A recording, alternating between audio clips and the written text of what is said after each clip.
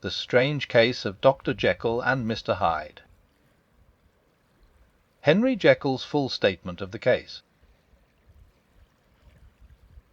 I was born in the year 18, to a large fortune, endowed besides with excellent parts, inclined by nature to industry, fond of the respect of the wise, and good among my fellowmen, and thus, as might have been supposed, with every guarantee of an honourable and distinguished future.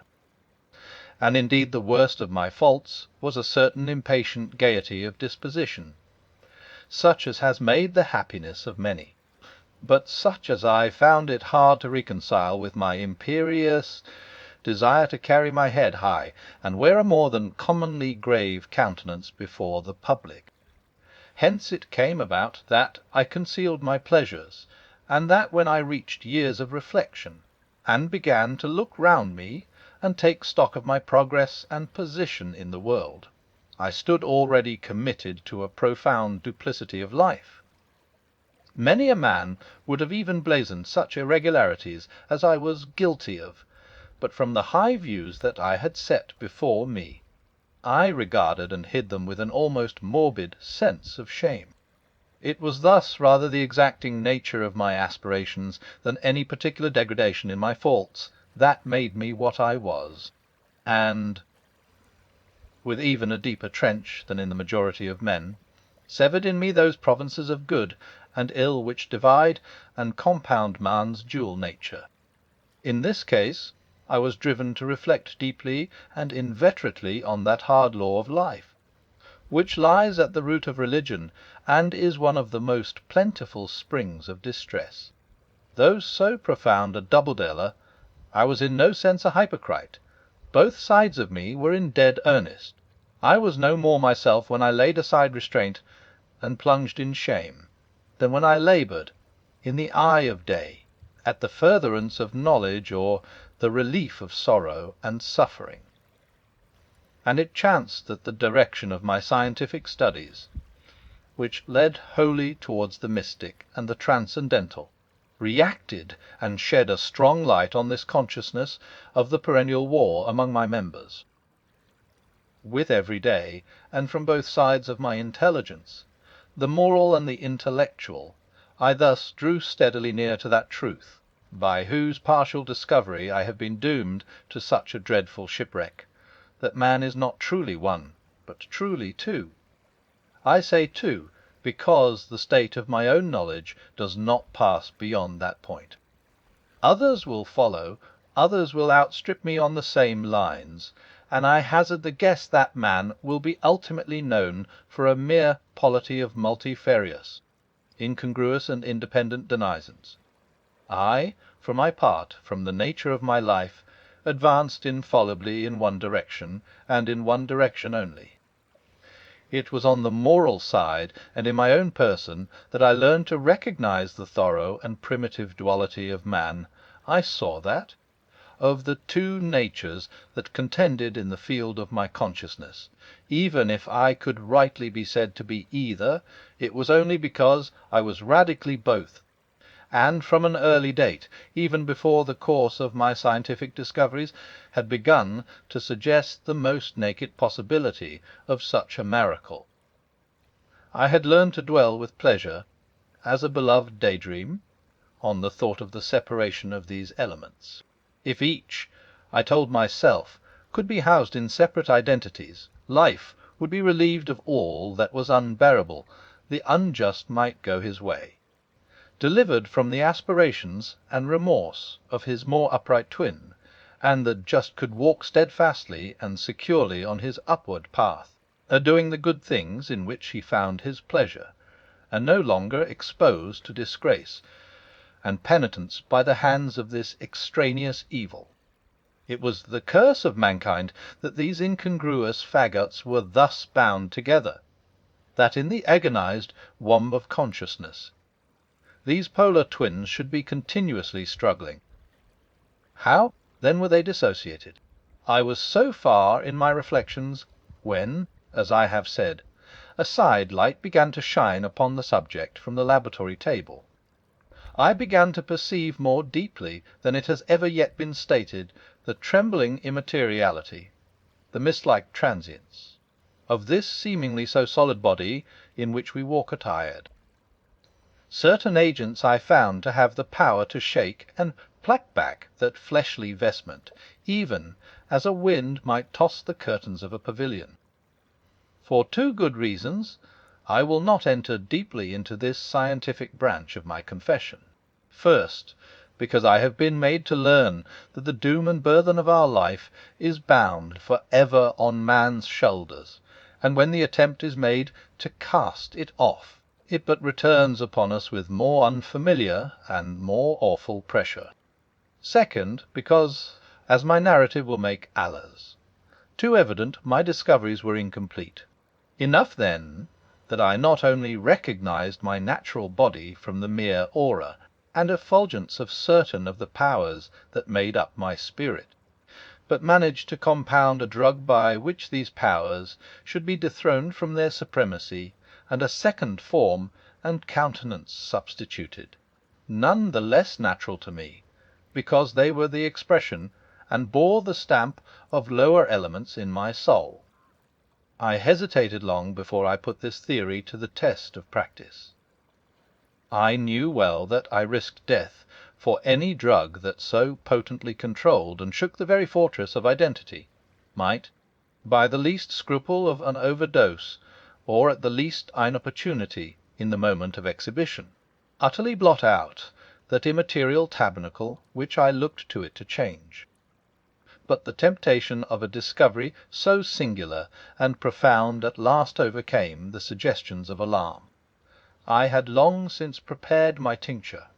I purchased at once, from a firm of wholesale chemists, a large quantity of a particular salt which I knew, from my experiments, to be the last ingredient required, and late one accursed night I compounded the elements, watched them boil and smoke together in the glass, and when the ebullition had subsided, with a strong glow of courage, drank off the potion.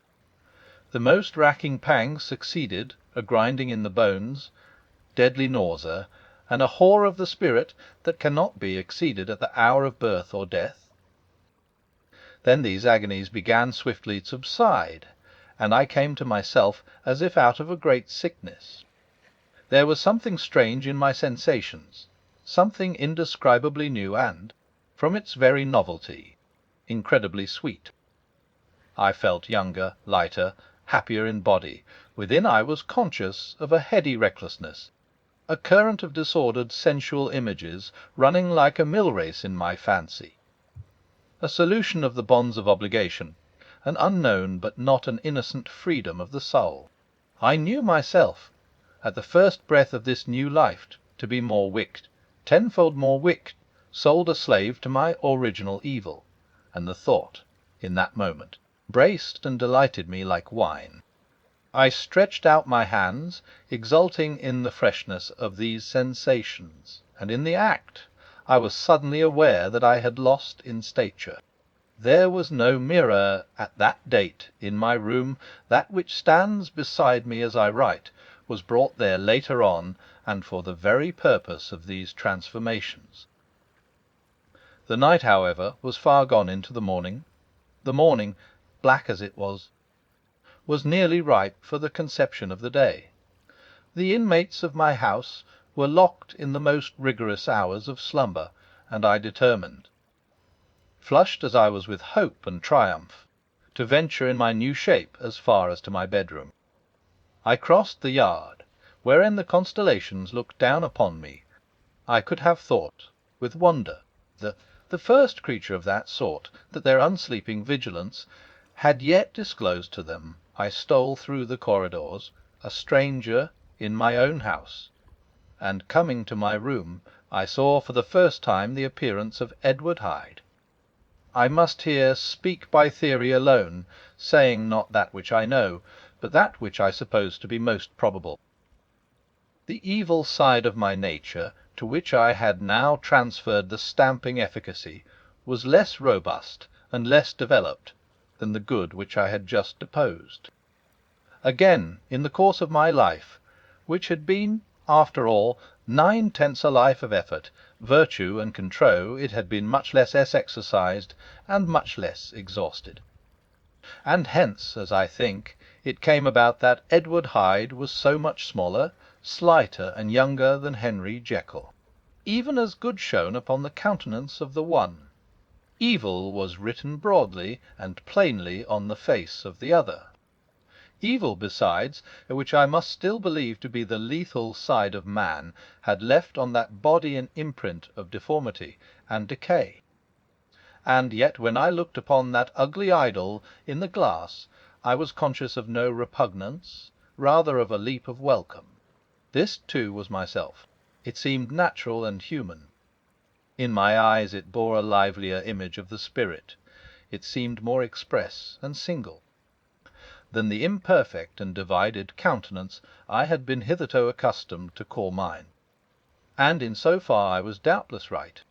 I have observed that when I wore the semblance of Edward Hyde, none could come near to me at first without a visible misgiving of the flesh. This, as I take it, was because all human beings, as we meet them, are commingled out of good and evil, and Edward Hyde, alone in the ranks of mankind, was pure evil. I lingered but a moment at the mirror. The second and conclusive experiment had yet to be attempted. It yet remained to be seen if I had lost my identity beyond redemption, and must flee before daylight from a house that was no longer mine. And hurrying back to my cabinet, I once more prepared and drank the cup, once more suffered the pangs of dissolution, and came to myself once more with the character, the stature, and the face of Henry Jekyll. That night I had come to the fatal crossroads. Had I approached my discovery in a more noble spirit, had I risked the experiment while under the empire of generous or pious aspirations, all must have been otherwise, and from these agonies of death and birth I had come forth an angel instead of a fiend. The drug had no discriminating action. It was neither diabolical nor divine. It but shook the doors of the prison house of my disposition, and, like the captives of Philippi, that which stood within ran forth. At that time my virtue slumbered, my evil, kept awake by ambition, was alert and swift to seize the occasion, and the thing that was projected was Edward Hyde. Hence, although I had now two characters as well as two appearances, one was wholly evil, and the other was still the old Henry Jekyll, that incongruous compound of whose reformation and improvement I had already learned to despair. The movement was thus wholly toward the worse. Even at that time I had not conquered my aversion to the dryness of a life of study.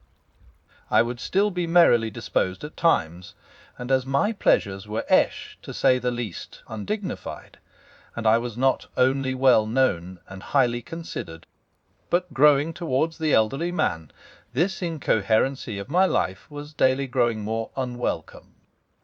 It was on this side that my new power tempted me, until I fell in slavery. I had but to drink the cup, to doff at once the body of the noted professor, and to assume, like a thick cloak, that of Edward Hyde. I smiled at the notion; it seemed to me at the time to be humorous, and I made my preparations with the most studious care. I took and furnished that house in Soho, to which Hyde was tracked by the police, and engaged as a housekeeper a creature whom I knew well to be silent and unscrupulous. On the other side, I announced to my servants that a Mr. Hyde, whom I described, was to have full liberty and power about my house in the square, and to parry mishaps, I even called and made myself a familiar object in my second character.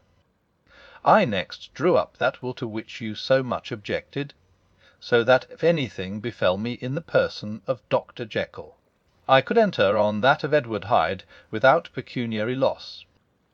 And thus fortified, as I supposed, on every side, I began to profit by the strange immunities of my position. Men have before hired bravos to transact their crimes, while their own person and reputation sat under shelter. I was the first that ever did so for his pleasures. I was the first that could plod in the public eye with a load of genial respectability, and in a moment, like a schoolboy, strip off these lendings and spring headlong into the sea of liberty. But for me, in my impenetrable mantle, the safety was complete. Think of it, I did not even exist. Let me but escape into my laboratory door, give me but a second or two to mix, and swallow the draught that I had always standing ready, and whatever he had done, Edward Hyde would pass away like the stain of breath upon a mirror, and there in his stead, quietly at home, trimming the midnight lamp in his study, a man who could afford to laugh at suspicion, would be Henry Jekyll. The pleasures which I made haste to seek in my disguise were, as I have said, undignified. I would scarce use a harder term. But in the hands of Edward Hyde they soon began to turn toward the monstrous. When I would come back from these excursions, I was often plunged into a kind of wonder at my vicarious depravity. This familiar that I called out of my own soul, and sent forth alone to do his good pleasure, was a being inherently malign and villainous, his every act and thought centred on self, drinking pleasure with bestial avidity from any degree of torture to another, relentless like a man of stone. Henry Jekyll stood at times aghast before the acts of Edward Hyde, but the situation was apart from ordinary laws, and insidiously relaxed the grasp of conscience. It was Hyde, after all, and Hyde alone, that was guilty. Jekyll was no worse.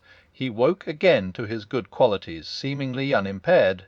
He would even make haste, where it was possible, to undo the evil done by Hyde. And thus his conscience slumbered.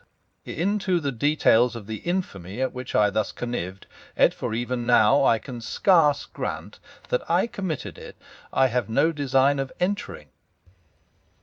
I mean but to point out the warnings and the successive steps with which my chastisement approached. I met with one accident which, as it brought on no consequence, I shall no more than mention. An act of cruelty to a child aroused against me the anger of a passer-by, whom I recognized the other day in the person of your kinsman.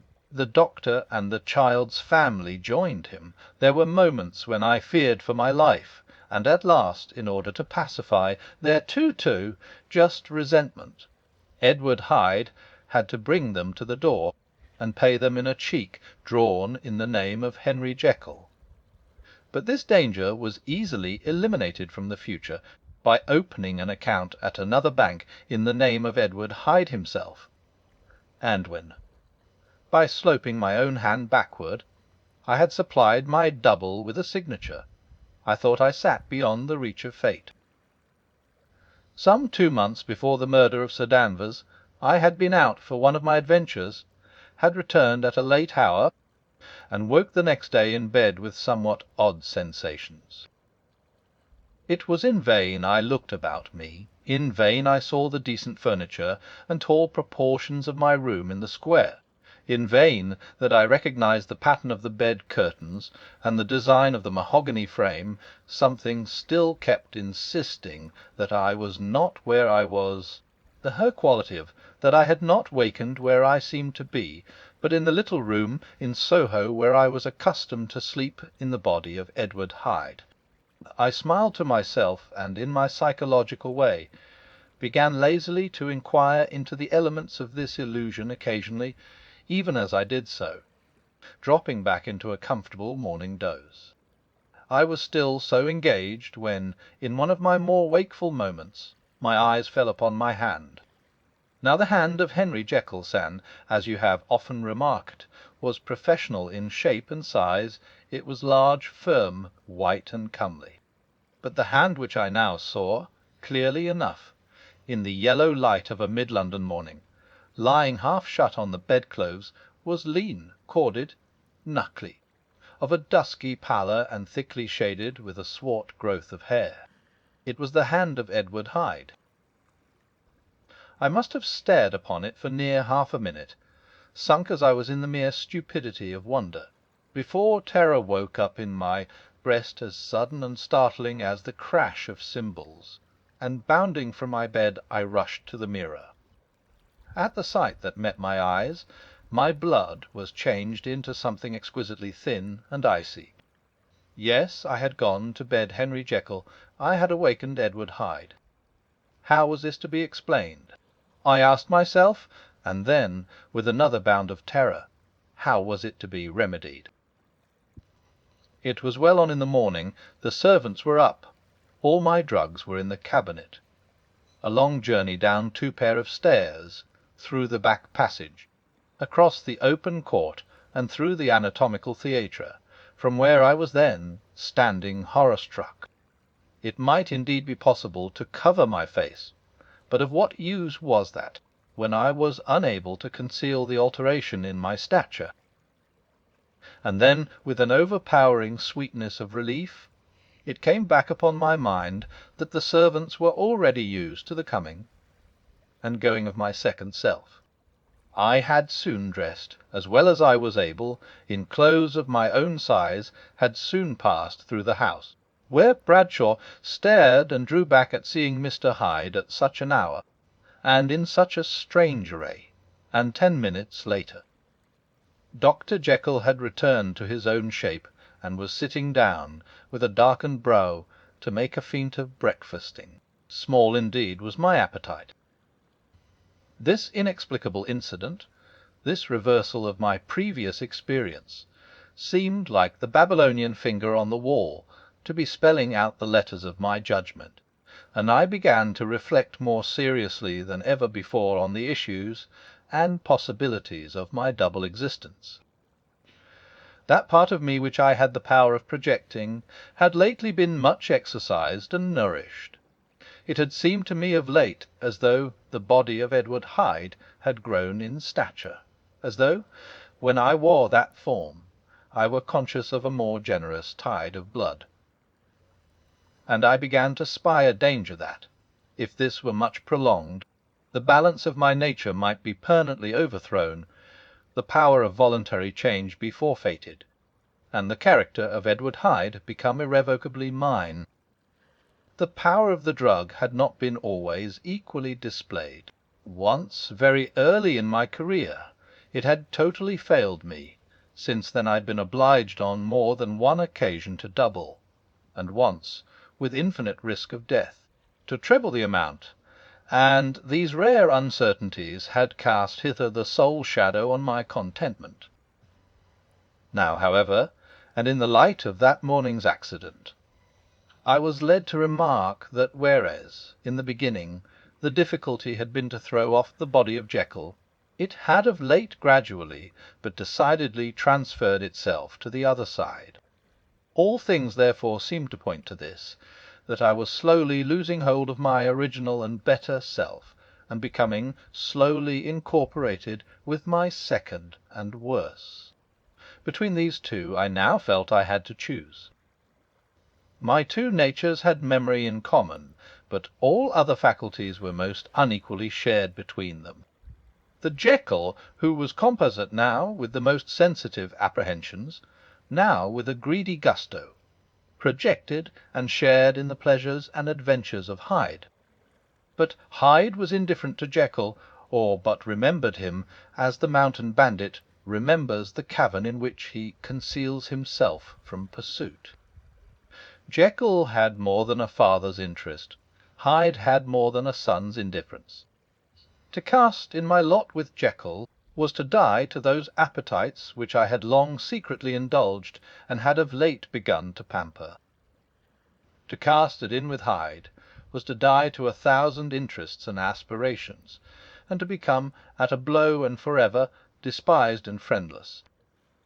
The bargain might appear unequal, but there was still another consideration in the scales, for while Jekyll would suffer smartingly in the fires of abstinence, Hyde would be not even conscious of all that he had lost. Strange as my circumstances were, the terms of this debate are as old and commonplace as man. Much the same inducements and alarms cast the die for any tempted and trembling sinner, and it fell out with me, as it falls with so vast a majority of my fellows, that I chose the better part, and was found wanting in the strength to keep to it. Yes, I preferred the elderly and discontented doctor, surrounded by friends and cherishing honest hopes, and bade a resolute farewell to the liberty, the comparative youth, the light step, leaping impulses, and secret pleasures that I had enjoyed in the disguise of Hyde. I made this choice, perhaps, with some unconscious reservation, for I neither gave up the house in Soho, nor destroyed the clothes of Edward Hyde, which still lay ready in my cabinet. For 2 months, however, I was true to my determination. For 2 months I led a life of such severity as I had never before attained to, and enjoyed the compensations of an approving conscience. But time began at last to obliterate the freshness of my alarm. The praises of conscience began to grow into a thing of course. I began to be tortured with throes and longings, as of Hyde struggling after freedom, and at last, in an hour of moral weakness, I once again compounded and swallowed the transforming draught. I do not suppose that, when a drunkard reasons with himself upon his vice, he is once out of 500 times affected by the dangers that he runs through his brutish physical insensibility. Neither had I, long as I had considered my position, made enough allowance for the complete moral insensibility and insensate readiness to evil, which were the leading characters of Edward Hyde. Yet it was by these that I was punished. My devil had been long caged, he came out roaring. I was conscious, even when I took the draught, of a more unbridled, a more furious propensity to eel. It must have been this, I suppose, that stirred in my soul that tempest of impatience with which I listened to the civilities of my unhappy victim. I declare, at least, before God, no man morally sane could have been guilty of that crime upon so pitiful a provocation, and that I struck in no more reasonable spirit than that in which a sick child may break a plaything. But I had voluntarily stripped myself of all those balancing instincts by which even the worst of us continues to walk with some degree of steadiness among temptations, and in my case, to be tempted, however slightly, was to fall. Instantly the spirit of hell awoke in me and raged. With a transport of glee I mauled the unresisting body, tasting delight from every blow, and it was not till wariness had begun to succeed that I was suddenly, in the top fit of my delirium, struck through the heart by a cold thrill of terror.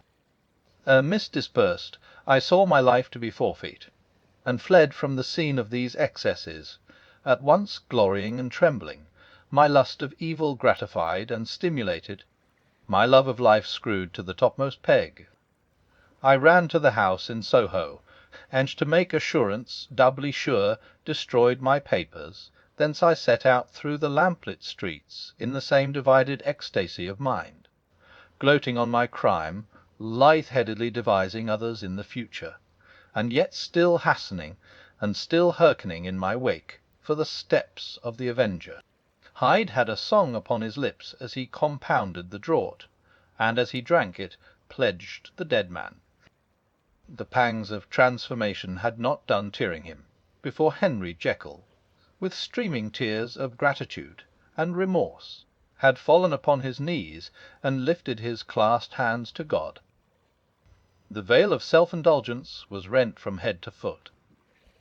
I saw my life as a whole I followed it up from the days of childhood, when I had walked with my father's hand, and through the self-denying toils of my professional life, to arrive again and again, with the same sense of unreality, at the damned horrors of the evening. I could have screamed aloud. I sought with tears and prayers to smother down the crowd of hideous images and sounds with which my memory swarmed against me, and still, between the petitions, the ugly face of my iniquity stared into my soul. As the acuteness of this remorse began to die away, it was succeeded by a sense of joy. The problem of my conduct was solved. The Hyde was thenceforth impossible. Whether I would or not, I was now confined to the better part of my existence. And oh, how I rejoiced to think of it! With what willing humility I embraced anew the restrictions of natural life! With what sincere renunciation I locked the door by which I had so often gone and come, and ground the key under my heel! The next day came the news that the murder had not been overlooked, that the guilt of Hyde was patent to the world, and that the victim was a man high in public estimation. It was not only a crime, it had been a tragic folly. I think I was glad to know it. I think I was glad to have my better impulses thus buttressed and guarded by the terrors of the scaffold. Jekyll was now my city of refuge. Let but Hyde peep out an instant, and the hands of all men would be raised to take and slay him. I resolved in my future conduct to redeem the past, and I can say with honesty that my resolve was fruitful of some good. You know yourself how earnestly, in the last months of the last year, I laboured to relieve suffering. You know that much was done for others, and that the days passed quietly, almost happily, for myself. Nor can I truly say that I wearied of this beneficent and innocent life. I think instead that I daily enjoyed it more completely. But I was still cursed with my duality of purpose, and as the first edge of my penitence wore off, the lower side of me, so long indulged, so recently chained down, began to growl for licence. Not that I dreamed of resuscitating Hyde; the bare idea of that would startle me to frenzy. No, it was in my own person that I was once more tempted to trifle with my conscience, and it was as an ordinary secret sinner that I at last fell before the assaults of temptation. There comes an end to all things. The most capacious measure is filled at last, and this brief condescension to my evil finally destroyed the balance of my soul. And yet I was not alarmed. The fall seemed natural, like a return to the old days before I had made my discovery. It was a fine, clear January day, wet underfoot where the frost had melted, but cloudless overhead, and the Regent's Park was full of winter chirrupings and sweet with spring odors.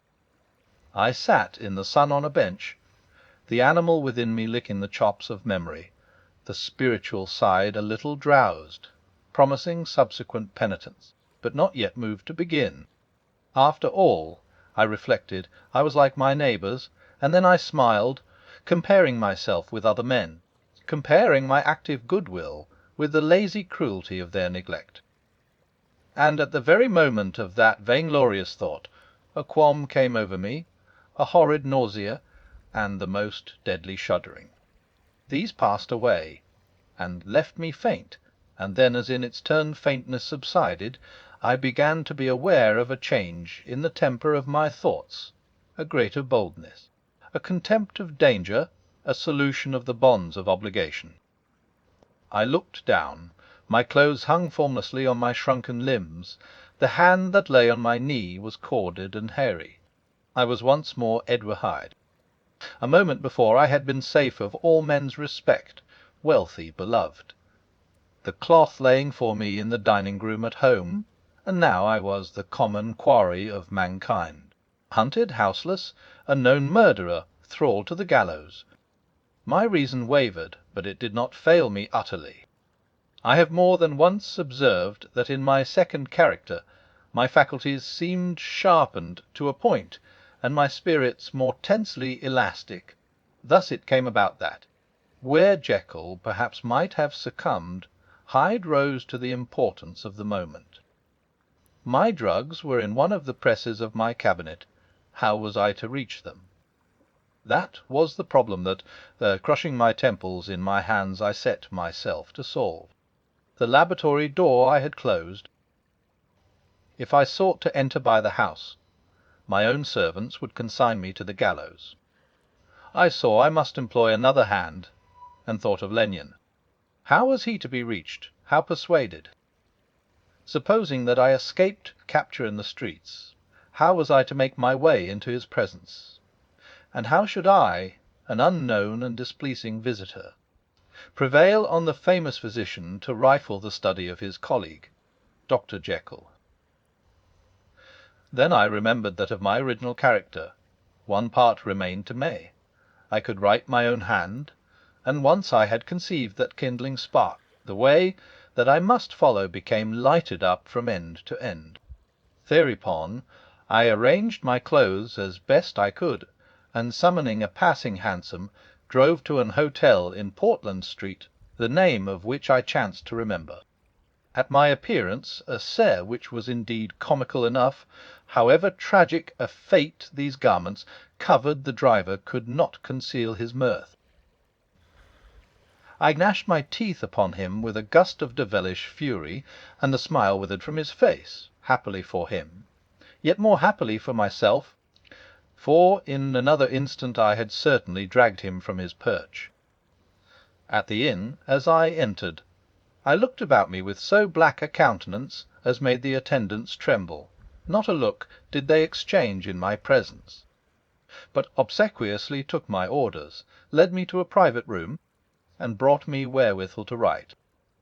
Hyde in danger of his life was a creature new to me, shaken with inordinate anger, strung to the pitch of murder, lusting to inflict pain.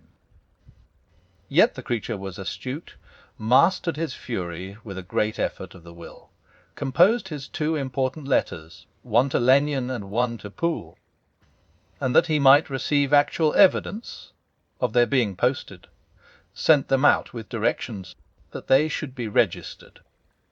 Thenceforward he sat all day over the fire in the private room, gouing his nails.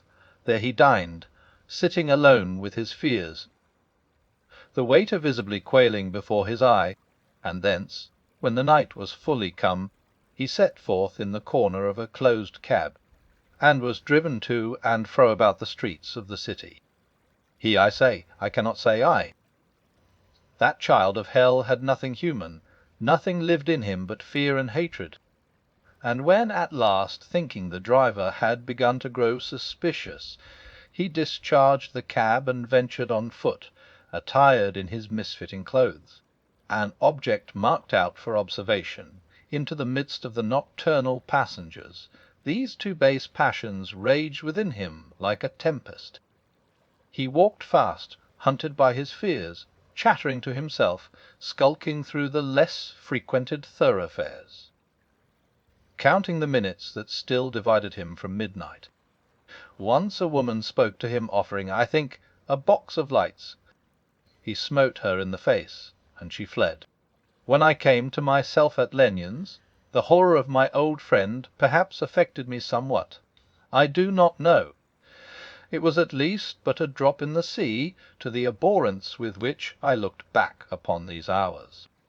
A change had come over me. It was no longer the fear of the gallows. It was the horror of being Hyde that racked me. I received Lanyon's condemnation partly in a dream. It was partly in a dream that I came home to my own house, and got into bed. I slept after the prostration of the day with a stringent and profound slumber, which not even the nightmares that wrung me could avail to break. I awoke in the morning shaken, weakened, but refreshed. I still hated and feared the thought of the brute that slept within me, and I had not, of course, forgotten the appalling dangers of the day before. But I was once more at home, in my own house, and close to my drugs, and gratitude for my escape shone so strong in my soul that it almost rivalled the brightness of hope. I was stepping leisurely across the court after breakfast, drinking the chill of the air with pleasure, when I was seized again with those indescribable sensations that heralded the change, and I had but the time to gain the shelter of my cabinet before I was once again raging and freezing with the passions of Hyde. It took on this occasion a double dose to recall me to myself and Allah's.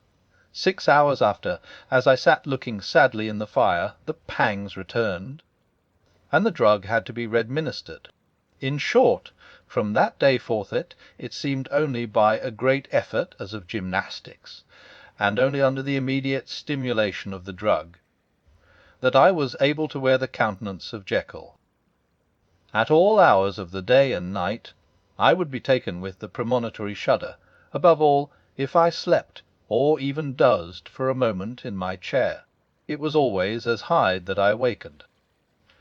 Under the strain of this continually impending doom, and by the sleeplessness to which I now condemned myself, even beyond what I had thought possible to man, I became, in my own person, a creature eaten up and emptied by fever, languidly weak both in body and mind, and solely occupied by one thought, the horror of my other self. But when I slept, or when the virtue of the medicine wore off, I would leap almost without transition, ere for the pangs of transformation grew daily less marked, into the possession of a fancy brimming with images of terror, a soul boiling with causeless hatreds, and a body that seemed not strong enough to contain the raging energies of life. The powers of Hyde seemed to have grown with the sickliness of Jekyll, and certainly the hate that now divided them was equal on each side. With Jekyll it was a thing of vital instinct. He had now seen the full deformity of that creature that shared with him some of the phenomena of consciousness, and was cohere with him to death. And beyond these links of community, which in themselves made the most poignant part of his distress, he thought of Hyde, for all his energy of life, as of something not only hellish but anorganic. This was the shocking thing, that the slime of the pit seemed to utter cries and voices, that the amorphous dust gesticulated and sinned, that what was dead and had no shape should usurp the offices of life. And this again, that insurgent horror was knit to him closer than a wife, closer than an eye lay caged in his flesh, where he heard it mutter and felt it struggle to be born, and at every hour of weakness, and in the confidence of slumber, prevailed against him, and deposed him out of life. The hatred of Hyde for Jekyll was of a different order. His terror of the gallows drove him continually to commit temporary suicide, and return to his subordinate station of a part instead of a person. But he loathed the necessity, he loathed the despondency into which Jekyll was now fallen, and he resented the dislike with which he was himself regarded. Hence the ape-like tricks that he would play me, scrawling in my own hand blasphemies on the pages of my books, burning the letters and destroying the portrait of my father. And indeed, had it not been for his fear of death, he would long ago have ruined himself in order to involve me in the ruin. But his love of life is wonderful. I go further. I, who sicken and freeze at the mere thought of him, when I recall the objection and passion of this attachment, and when I know how he fears my power to cut him off by suicide, I find it in my heart to pity him. It is useless, and the time awfully fails me, to prolong this description. No one has ever suffered such torments. Let that suffice, and yet even to these habit brought, no, not alleviation, but a certain collousness of soul, a certain acquiescence of despair, and my punishment might have gone on for years, but for the last calamity which has now fallen, and which has finally severed me from my own face and nature. My provision of the salt, which had never been renewed since the date of the first experiment, began to run low. I sent out for a fresh supply and mixed the draught. The ebullition followed, and the first change of colour, not the second. I drank it, and it was without efficiency. You will learn from Poole how I have had London ransacked.